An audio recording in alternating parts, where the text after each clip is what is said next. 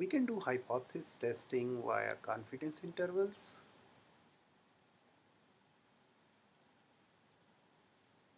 Suppose a drug company is concerned about the length of the time a particular drug product retains its potency after 1 year of storage. So they pulled two random samples of fresh and stored drugs of size equal to n is equal to 10. So both of them have the equal number of replicates of the sample sizes.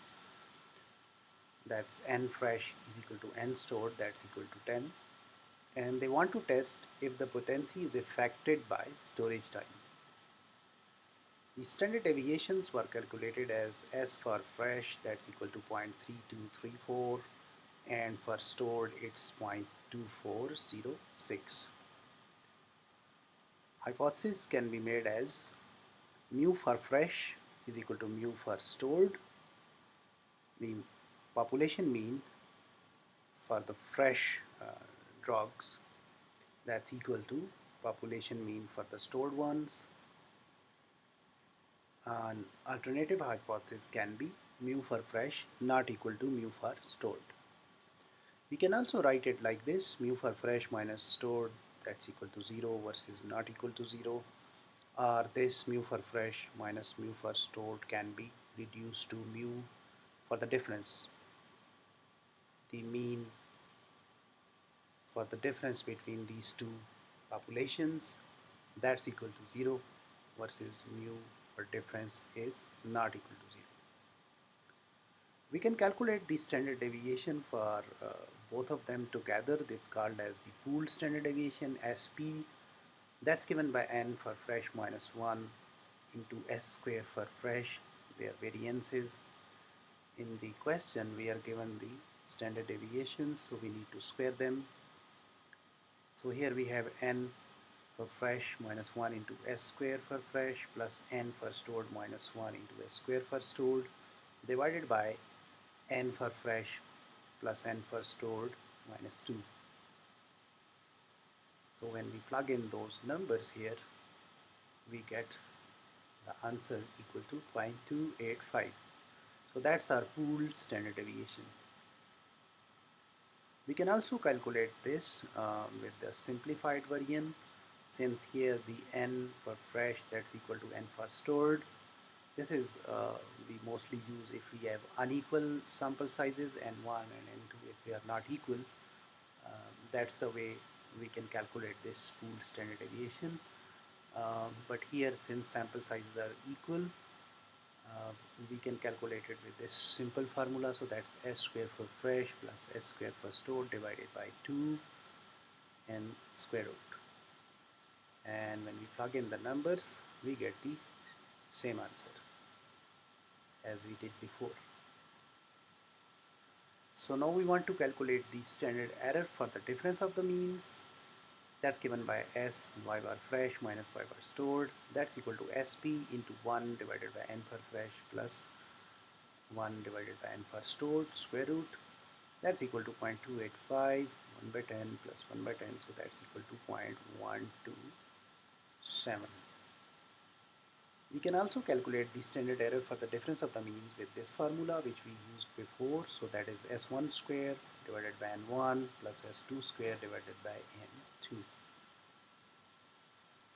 We calculate the T critical as T at alpha by 2, since it's a two-sided test. So 0.025, that's alpha by 2, alpha 0.05.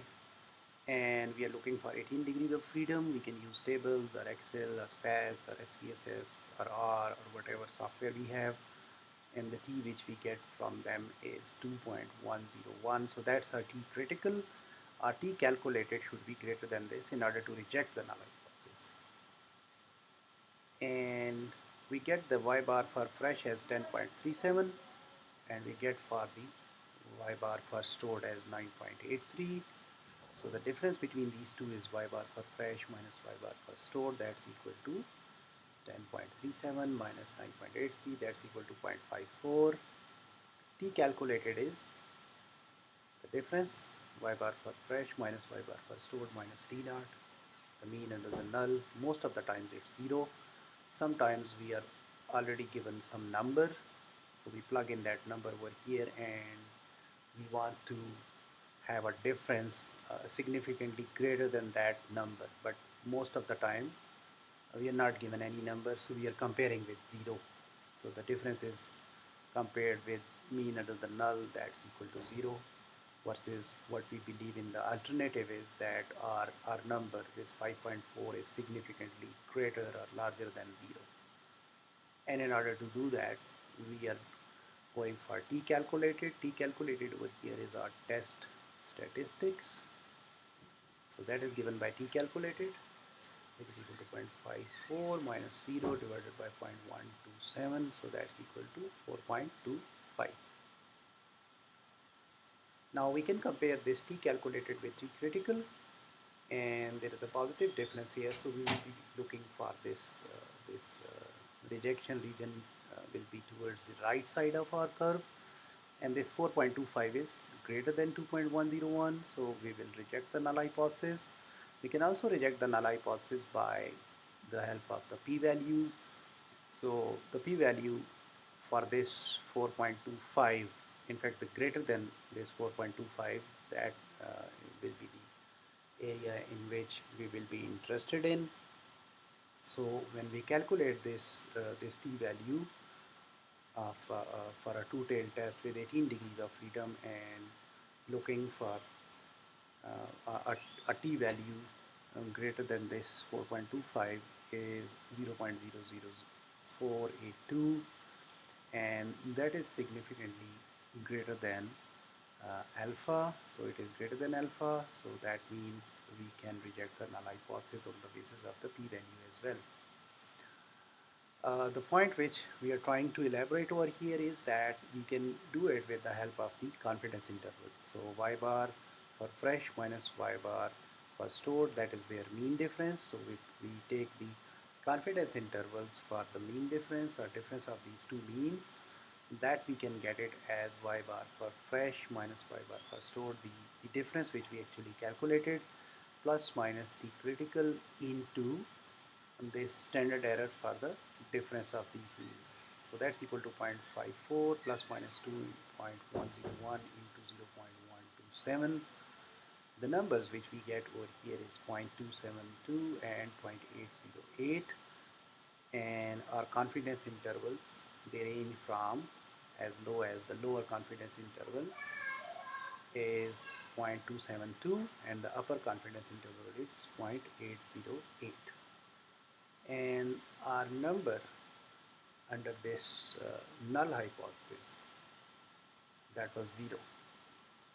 So if our number under the null is included in these two numbers, in that case we would have been failing to reject the null hypothesis. So since here our number 0 is not included here in these two, in the range of these confidence intervals, so we will reject the null hypothesis. We can elaborate like this. So for example, here is the line that represents our 0, and here are our confidence intervals, the lower and upper, and 0 is not included in them, so we will reject the null hypothesis. Since mu difference is not included, mean under the null, the difference in means is not included in the confidence interval, so we reject the null hypothesis. So this way we can also reject the null hypothesis using these confidence intervals.